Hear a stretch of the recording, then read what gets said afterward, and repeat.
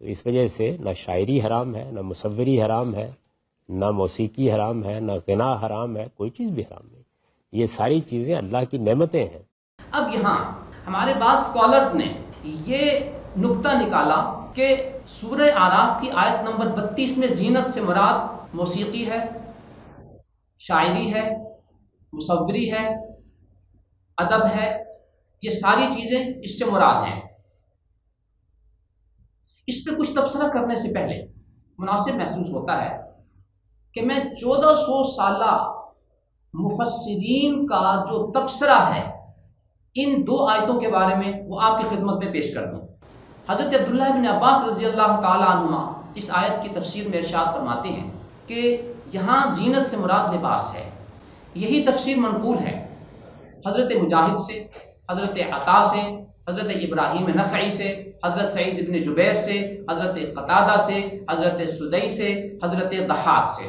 یہ پہلی اور دوسری صدی کے مفسرین کرام ہیں جن سے یہ تفسیر منقول ہے کہ آیت نمبر 31 میں اور آیت نمبر 32 میں زینت سے مراد لباس ہے.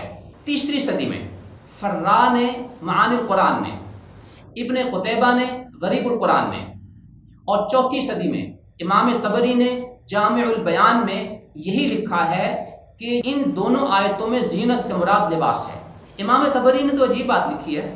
رزق کے بارے میں تو مختلف آراء ہیں اہل تفسیر کی، لیکن بعد اجماعہم علی ما قلنا کہ زینت کے بارے میں جو موقف ہم نے اختیار کیا ہے کہ اس سے مراد لباس ہے، اس پر تو سب کا اجماع ہو چکا ہے. تو گویا یہاں دونوں آیتوں میں زینت سے مراد لباس ہے. امام طبری کے بقول اس پر اجماع ہو چکا ہے. اسی چوتھی صدی میں امام ابن ابی حاتم نے تفسیر ابن ابی حاتم نے یہی بات ذکر کی ہے. پانچویں صدی میں امام ثعلبی نے الکشف والبیان میں، اور امام سمعانی نے تفسیر القرآن میں، اور امام بغوی نے معالم التنزیل میں.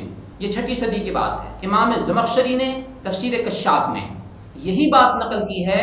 آیت نمبر 31 اور 32 میں زینت سے مراد لباس ہے. ساتویں صدی میں امام قرطبی نے الجامع الاحکام القرآن میں، امام بیضاوی نے انوار التنزیل میں. آٹھویں صدی میں امام نصفی نے مدارک التنزیل میں، امام ابن کثیر نے تفسیر القرآن العظیم میں. نویں صدی میں امام نیساپوری نے غرائب القرآن میں. 10ویں صدی میں امام سیوطی نے در منصور میں. 12ویں صدی میں اسماعیل حقی نے روح البیان میں، اور 13ویں صدی میں امام آلوسی نے روح المعانی میں. 14ویں صدی میں امام مراغی نے تفسیر مراغی میں، اور 15ویں صدی میں شیخ ابو بکر الجزائری نے اپنی تفسیر ایسر التفاسیر میں یہی قول نقل کیا ہے کہ آیت نمبر 31 اور 32 میں زینت سے مراد لباس ہے.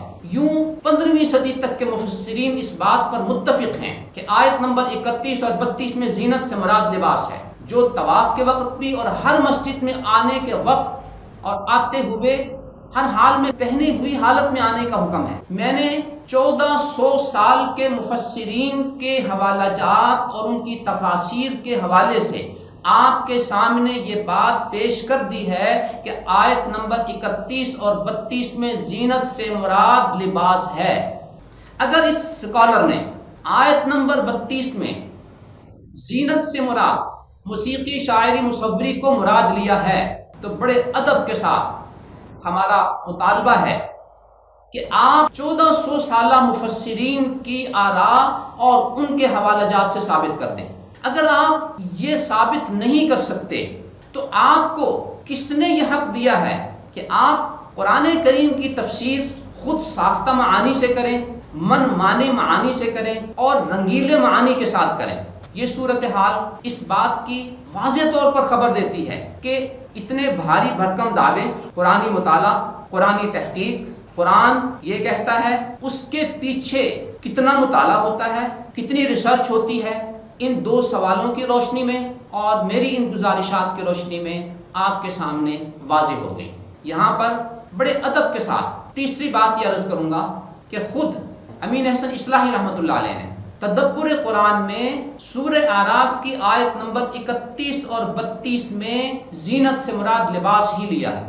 یہ امین احسن اصلاحی رحمۃ اللہ علیہ وہ شخصیت ہیں جن کے بارے میں اس اسکالر کا دعویٰ ہے کہ یہ میرے استاد ہیں. تو ان کے استاد بھی یہی تشریح اور تفسیر کر رہے ہیں کہ سورہ اعراف کی آیت نمبر 31-32 میں زینت سے مراد لباس ہے، تو انہوں نے موسیقی کا معنی کہاں سے لے لیا؟ یوں 20 تفاسیر کا حوالہ آپ کے سامنے پیش ہوا کہ 31 اور 32 آیت میں زینت سے مراد لباس ہے، تو یہ خود ساختہ، رنگیلا اور من مانا مانا انہوں نے کہاں سے نکال لیا؟ اس کا حوالہ ان کے ذمے قرض ہے۔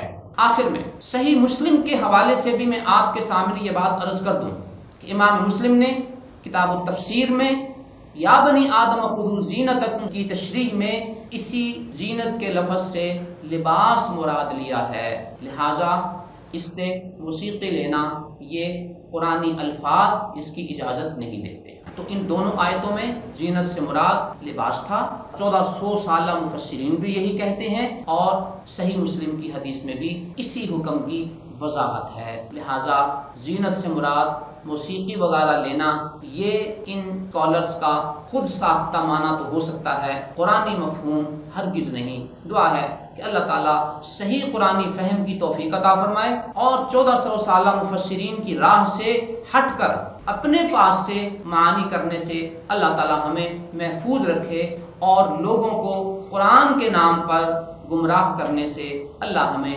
بچائے، آمین ثم آمین۔